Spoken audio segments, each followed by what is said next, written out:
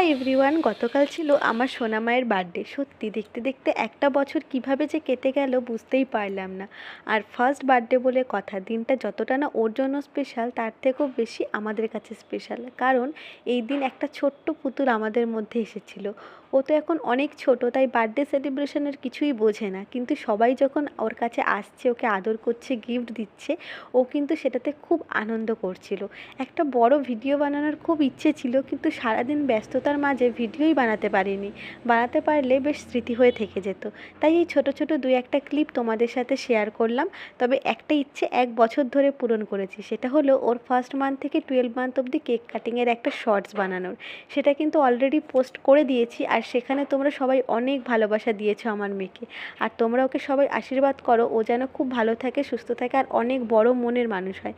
ফেসবুকে অনেক উইশ পেয়েছি ওর জন্য, তার জন্য সবাইকে অসংখ্য ধন্যবাদ। সবাই খুব ভালো থেকো।